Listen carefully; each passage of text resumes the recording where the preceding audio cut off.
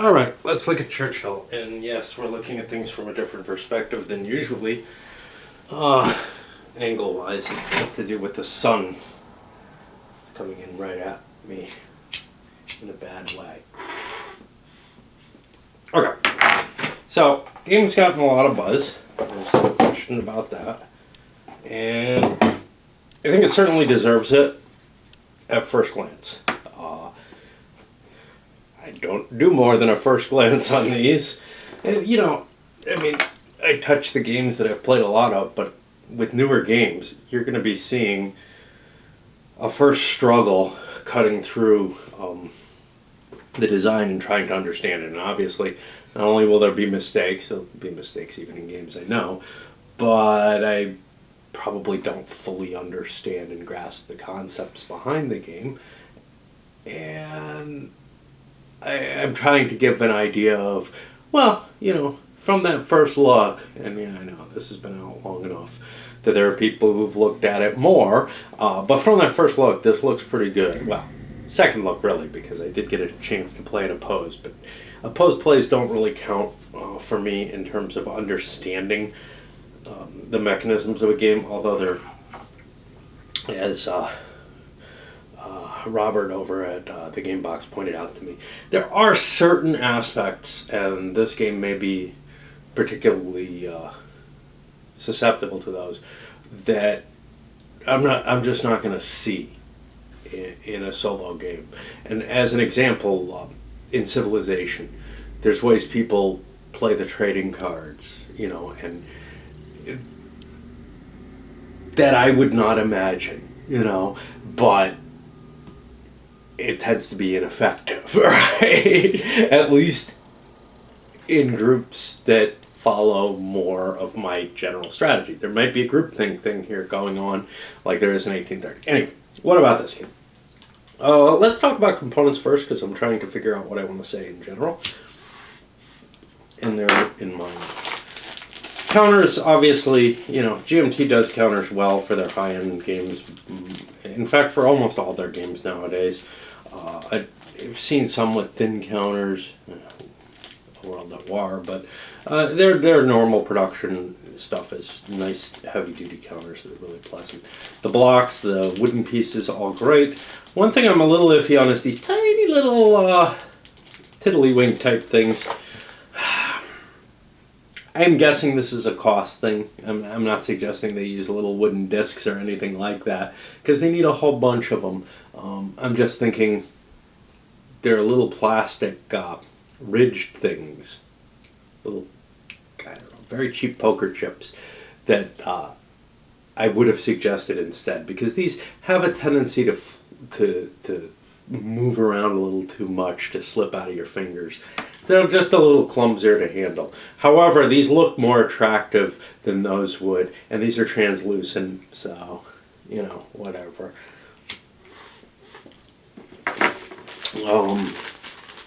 One thing that GMT does is they give you a whole bunch of extra pieces. So you get a whole bunch of extra little wooden pieces and discs, etc. This is kind of important because they don't give you anything to track victory point markers for. There are definite choices. I have a couple extra wooden blocks for each color, so that's, and I assume everybody does.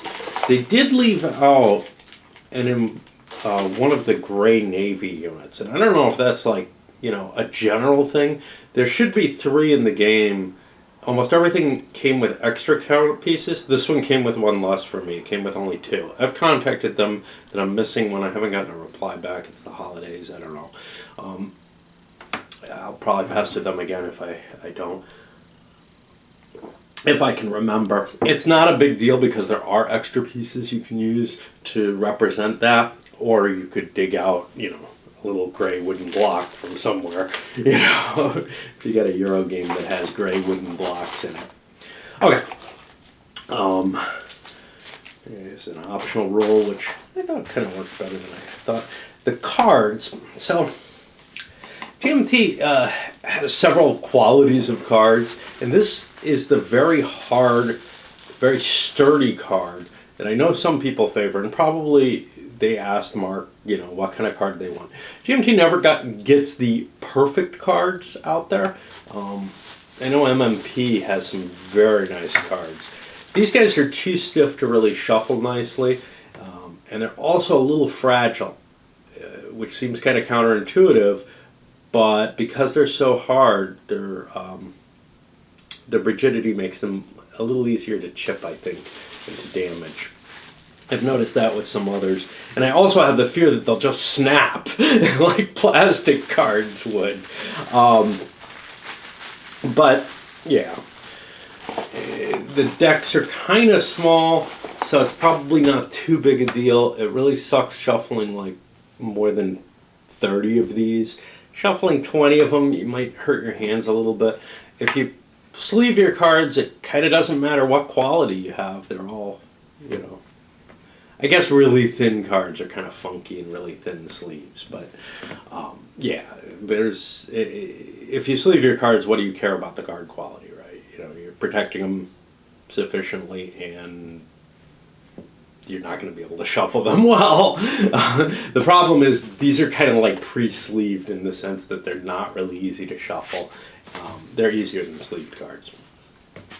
A lot of nice player aids. I'm a little iffy on the amount of expenditure on bots. I don't know what the answer would be. Let's see. They're using 4 pages to give each player, and each player so if you're playing with bots, you only need 2 of these and 1 set of bots. I think they need 3 of this page, but then the bots becomes kind of complicated because you need 2 of each bot. So we'd need 3, 4. So say they made 3 of just the main page with, I don't care what, maybe some additional rules, hints on the back or something. That would be kind of useful. Of these main sequence of play pages. And then the problem there is you'd need 2 copies of each bot, and there's 3 bots, and it just becomes, this may be the easiest way that they could deliver it. I think they could have delivered something a little better by producing maybe this with a summary of rules, 3 copies of that. That would be 6 pages. And now I've got 6 more pages to play with. I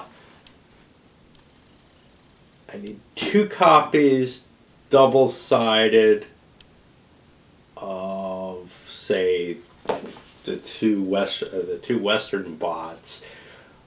So that's 4 more pages. So now I've taken out this. I only have 2 pages left. I could put the Russian bot on both sides, but that doesn't really help. So I'd need another sheet to do this perfectly, which would mean I'd need to create 2 Russian bots, and then maybe on the, that would cost an extra play aid, and then on the other side, maybe there would be a on the other side of, say, the Soviet bot, there would be a rules summary for how to handle the bots, a little bit of extra notes for that. This is workable, though, there's no question. It gives you a little less material. I'm just thinking about how you can kind of improve it, but it would cost an extra sheet of stock there. The board itself, so the conference table is fine. Can't really spread it all out, but you can see it in the playthrough. The actual map board, though, is somewhat confusing. It's got a lot of the victory point hints on it. I don't think it expresses what's intended for the Japanese surrender properly, and I think there's a couple of victory point elements that aren't expressed fully on the map that you have to go here or to the rule book, which also has a copy of this, to find out what how they should really work. And I wish there was some note on the board to move into that. Although, honestly, I found myself having to use this anyway for other reasons.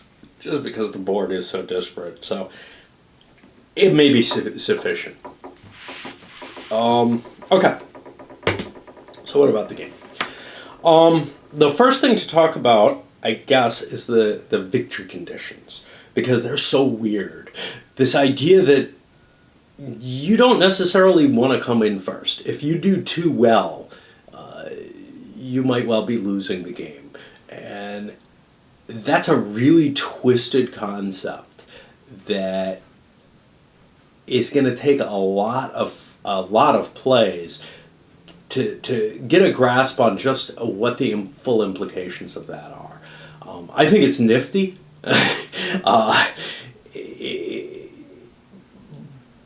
It's this twist to the game that helps make what's otherwise largely a three-player, almost a bidding game for the most part. Although when you get to the map, you end up executing certain things there that have effects that a little bit more interesting. It adds this little twist to it. In the same way, I'm trying to think if there's something at all similar to it that I can... It was a damn Italian card game that had something similar to this, where each trick might go to the second highest player, but that was really weird. It's that kind of thing that it may end up just being a gimmick that is this overlay to the game that seems really cool at first and ends up not really adding that much. On the other hand, it may really, really work very well to help constrain this from simply being a three-way struggle fighting over a triangle. I do have a worry that it may be too easy to go the route of trying to be the second place winner, because it's very easy to kick someone in this game, which means if you're in second, you can keep kicking the guy who's in third. Now, you might take some hits on your own score. This is the danger.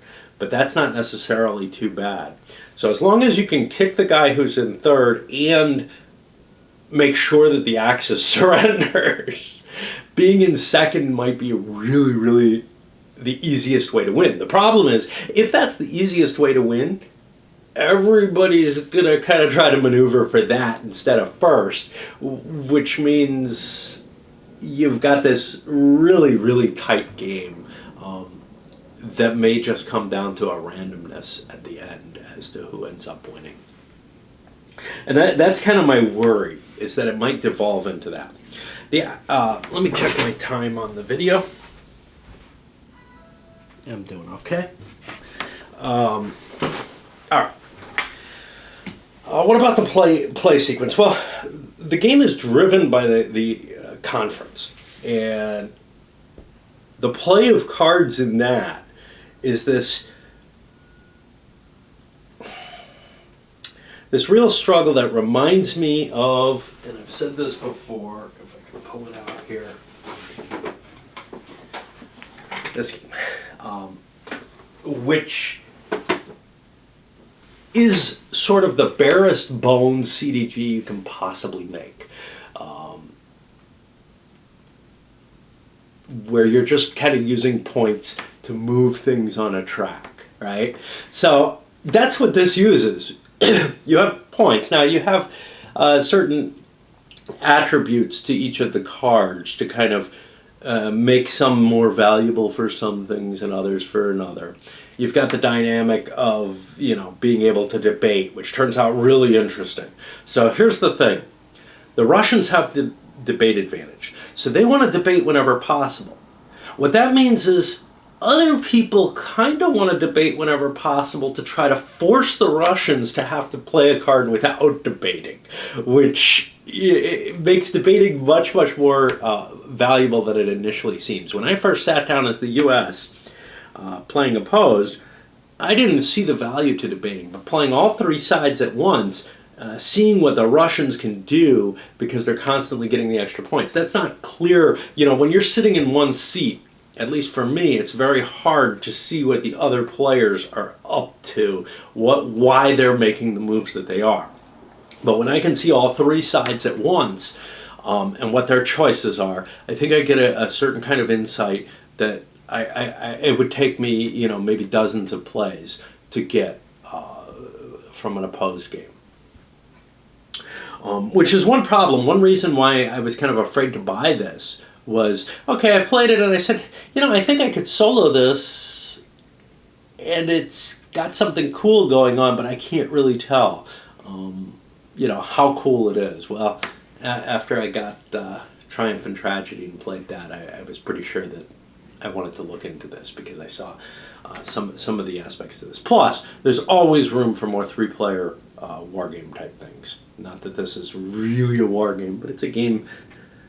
It's a game that handles that is set in the war. It's more a conference game than a war game. So but you're not making these kind of military decisions for the most part. That's not where the focus is. The military is very abstracted, and it's just a part of what's going on, and not even necessarily not the biggest part, I don't think.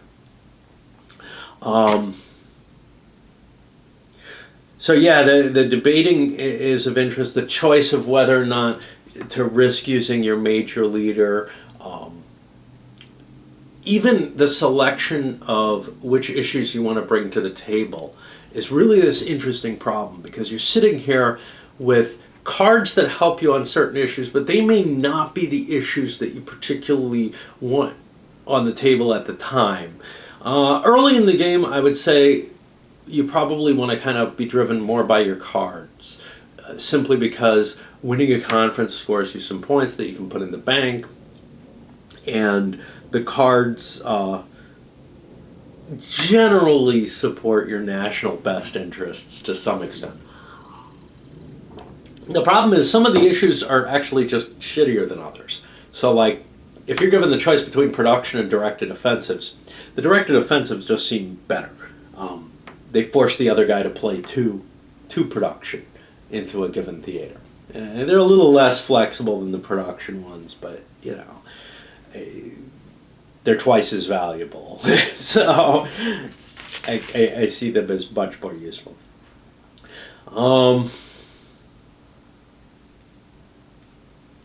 Yeah, the concept of how you play your cards, whether or not you want to go big early, and because the thing is, if this were a two-player game like 1955 is, you could just struggle over the same issue. It really doesn't matter which issues you choose, but because it's three-sided, it's important that if you put an issue so that you've expended a lot on it and put it very far on your track, it becomes much less appealing to others to oppose taking that issue, because they have to play big to get very little gain out of it. So there's a lot of value to that. On the other hand, if you play your big cards early and put issues out of reach in that sort of way, in fact, possibly completely out of reach if you put it over on your leader card. But I talked about that in the final. It's really expensive because you usually need to use two cards to get it completely out of reach. But one card can often put something so far down your track that nobody's going to touch it, unless they really care about that particular issue. But if you end up spending those big cards early, those are big cards you're not going to have to kind of destabilize the situation in a big way at the end of the conference. And there's something really nice about having a reserve of power in your hand. Now, that reserve of power could be a low card and your main leader. Quite often, for Stalin especially, playing him last is an advantage, because he has a possible negative. His possible negative's pretty low, but if you play, it's just a penalty throughout that conference. But if you play him early in that conference, it could have a big effect on the whole conference. The penalty for playing Churchill, I think, may be the biggest, which is that he has the possibility of completely being knocked out of the next conference because he has a heart attack. The penalty for Roosevelt, that he might be dead, isn't such a big deal because you have Truman to follow him up. But Truman sucks until you have the A-bomb out. So I think the U.S. wants to work on the A-bomb early, get it into play. It gives them a lot of flexibility and a lot of power in the Pacific theater, especially later in the game. Danger there, of course, is if the Russians get the A-bomb issue onto their track, they can score more points on it than the U.S. can. So it's often the Russians who bring the issue up, strangely enough, and end up pushing U.S. development of the A-bomb. Oh, the decision segment where you're going to actually allocate your resources, I guess the biggest thing here is, first of all, looking at the tracks, understanding what the victory conditions and the implications of different attacks are going to be. But then also your placement of the Pole Mill stuff. There's a lot of points to be had in that. And then there's a lot of points to be had in the global issues. Now the problem is, if you're fighting over global issues in Pole Mill, you're fighting over the post-war situation. And you may be expending so much effort on that you're not directing the war. Now that may not be too terrible. Maybe your allies, are taking up some slack there. It may hurt you a little bit in terms of not being able to get your military objectives on the board, which are also worth significant points, completed.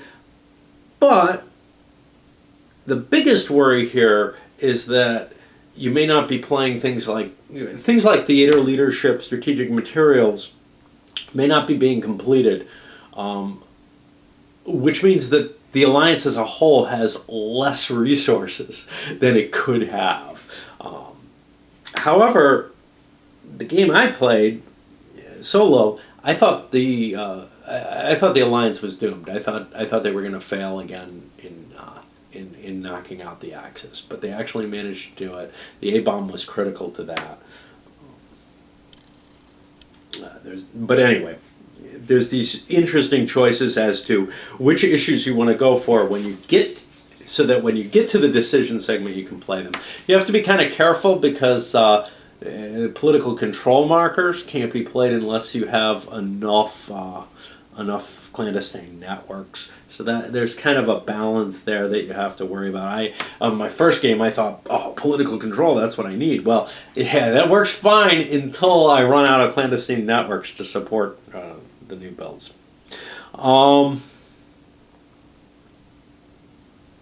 The actual military advancement on the track,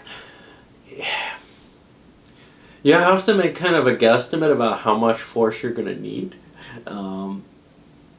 I think you need to fail a few times to kind of, or maybe pay more attention than I can, to maybe get to the point where you're starting to get an idea of just what kind of force you need. I mean, it took me a couple of turns to get the U.S. troops over to England to win the Battle of the Atlantic, just because I wasn't being careful about what was clearly the case, which is that the Germans are going to knock out one of my ships each time.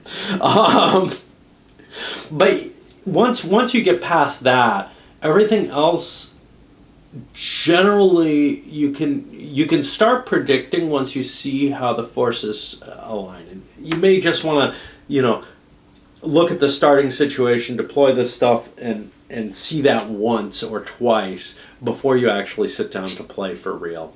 Just because there's something to capture there that I think is of some importance. The actual deployment of the forces, yeah, it's not completely random, not at all. It's fairly heavily programmed, actually. But there is some randomness in it, so you can't guarantee that you'll have a good chance to advance on a front, or that you'll even have a chance to advance at all, because it's possible. Yeah, I mean, you can guarantee. It's just there are break points that you can't be sure. if you're coming close to being able, if you've got a few points advantage there, you might well get knocked down to where you can't advance at all. Or if you've got a huge advantage, you might get knocked down to where you don't get an auto advance by the deployments of the Axis. I remember there being some weirdness in the deployments. It seemed a little funky to me. But overall, for a game at this level of abstraction, I don't think that's too big an issue. I did have a lot of trouble with the victory point track.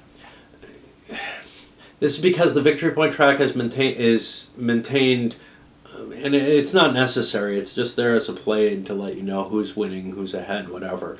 But it's there as a play aid to to represent how much value the board state has. I have real trouble maintaining tracks like that, and have had trouble in many games where the tracks, even when I'm playing opposed, maybe there are people who are really good at maintaining those tracks. I know when we played opposed, Mark wasn't really managing to keep them perfect either. It's just this hard thing, because the problem is basically whenever anybody does anything on the pole mills or whatever, you have to score it there, and so it's almost as if somebody has to be paying attention all the time to what state changes there are, or else you have to re-add every turn, which could be kind of annoying too.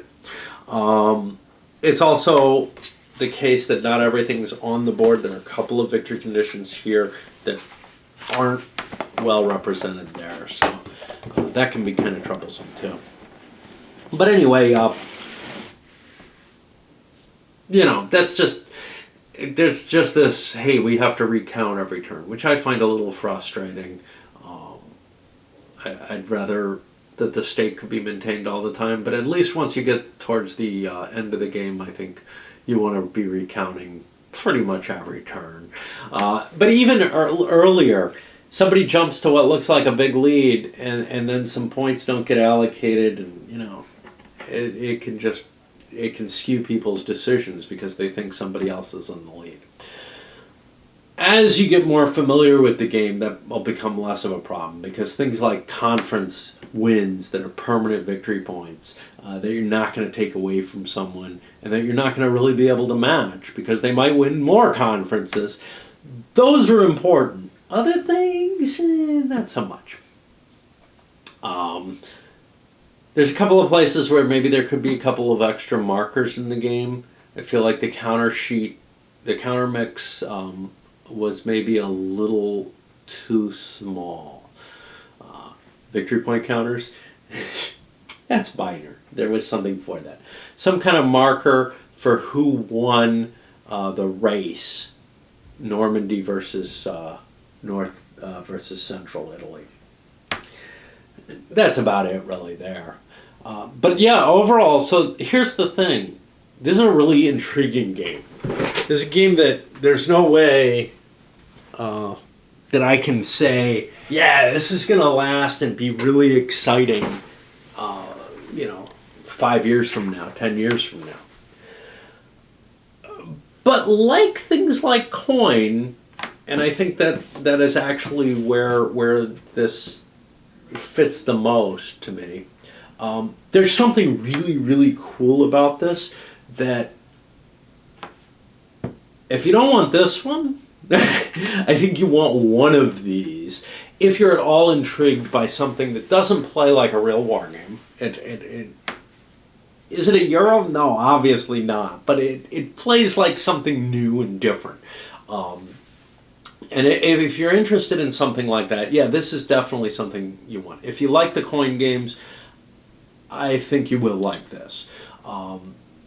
If you like a coin game, kind of like I do, and you don't really care which one, you definitely want either this or, whatever. Mark's planning on a follow-up in the same vein on the Peloponnesian War. I find that a harder fit. We'll have to see what he does with it. I mean, this it's clear there were these conferences, and there was this tripartite decision making going on. The Peloponnesian one, I've got a harder time picturing it, but he's got an image in his head that he thinks works, and we'll see where he goes with that. But yeah, this I think this is a game that's definitely worth a few plays at least to get a feel for, and to see, there's something really intriguing going on with that conference play. The 3-player dynamic, bidding going on, with kind of a board representation in play, and then there's this weird twist to the victory conditions. And that weird twist is actually a big part of it, to be, because otherwise this is just sort of a kind of more complicated 3-player bidding game in a lot of ways. To drive the action. Because there's still what's going on the board, there's still some random chance and everything like that. But yeah, I think this is a worthwhile game, but then if you're not interested in these highly abstract things, if you didn't like coin, for example, this might be. I'd give this a shot, opposed, or borrow somebody's copy before you make your buy decision on it, just because this is also in that realm of, geez, I'm not really playing a military game here. What am I doing? But and it also isn't as much on the board. So much of it's in that interaction of the cards. I found it fun solo without the bots, though. So if that's a concern of yours, and you find yourself able to play, say, CDGs solo or coin games solo without the bots, you'll have no problem with this. This is fine that way, I think. There's certainly this flurry of the cards. There's this, hey, what's going to happen? But to tell you the truth, early on, it doesn't make much difference. And later, you're usually driven by a strategy towards victory, which is either going to be, I want to come in first and I want to keep third place close to me, and third place isn't trying to lose, so that may not be that hard. Or you're in second and you want to stay there and kick the third place player down further.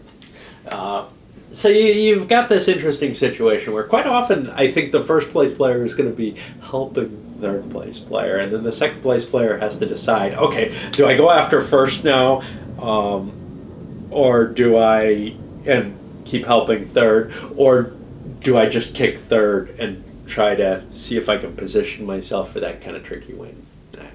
Let's see.